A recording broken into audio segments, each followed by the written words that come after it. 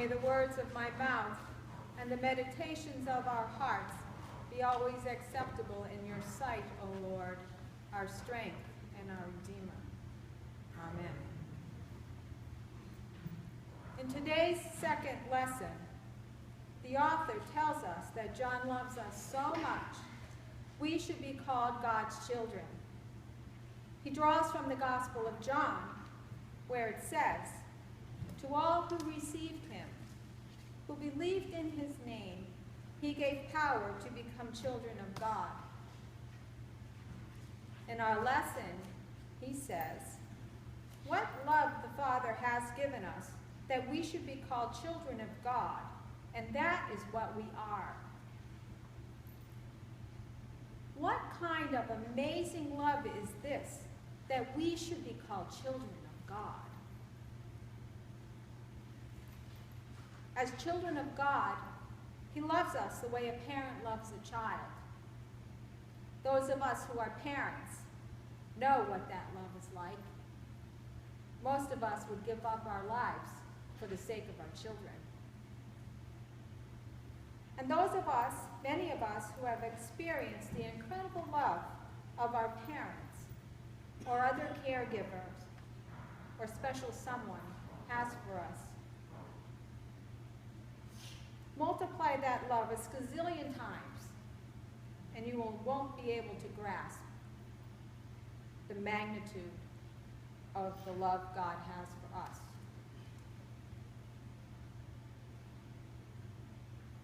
John tells us that we are God's children now, and that what we will be has not yet been revealed. We know that when Jesus comes, we will be like him, because we will see him as he is.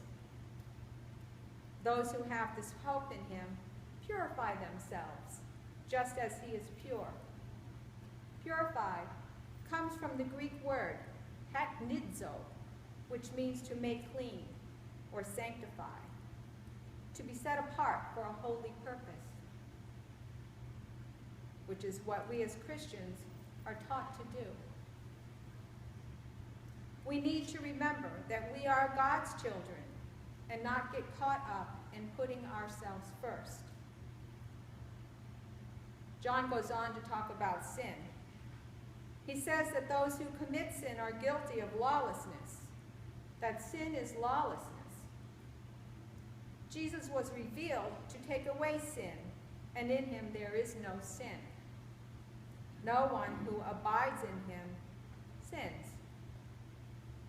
Abide means to settle in, to remain, to dwell, to persevere. Sin separates us from the love of God. Do we believe that Jesus came as a human being, that he died for our sake, and rose again in glory, conquering sin and death? Do we abide in God's love, or do we get caught up in our own stuff and forget how much he loves us? Where is your attention? Are you looking for recognition, acceptance, and praise from friends? Friends on Facebook? Co-workers? Are you just trying to fit in and be like everyone else? God is calling us, his children, to put trust in him, not the world. Calling us to look to him for acceptance and recognition. I am so guilty of looking for recognition and acceptance from others. I have a deep-rooted insecurity that I can't do anything right, that people will see me as a fake, a fraud, clumsy, incompetent, selfish, inconsiderate. I could go on and on with negative self-talk. When I get caught up in such talk, I sink. Kind of like Peter when he was walking on the water heading towards Jesus, and then he realized he was walking on the water, and he got scared and he doubted, and he sank right into the water.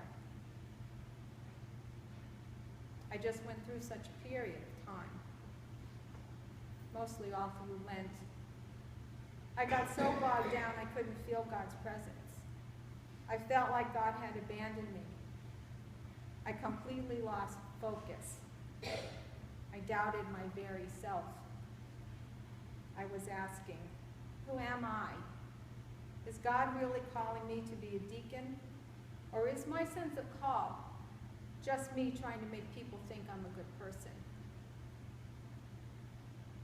How am I supposed to do all the things that are on my plate? Am I even qualified to do my job at work?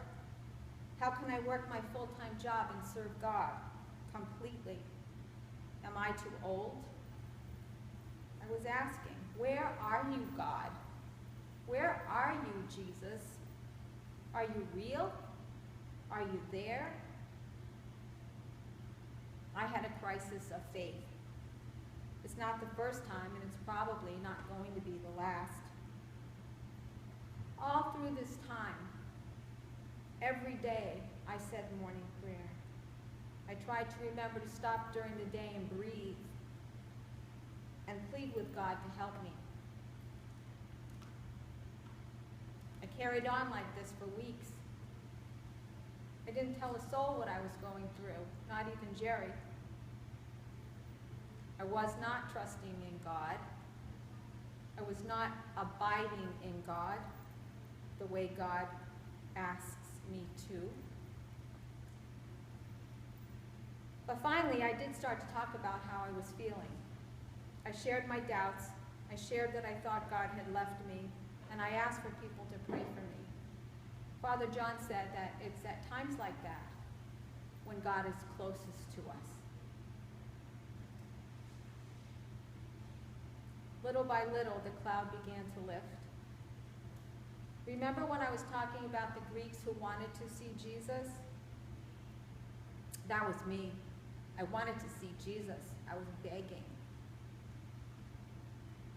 After I gave that sermon, something happened, and I felt the Holy Spirit fill me.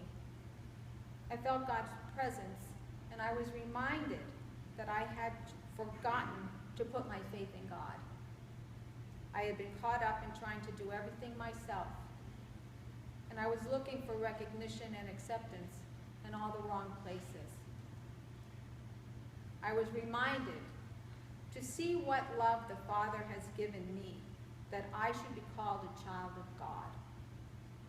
And that is what I am, a child of God. And so are you. Each and every one of us is a child of God. He is always with us, even when we don't think so. May God keep us ever mindful of his deep and abiding love for us, now and evermore.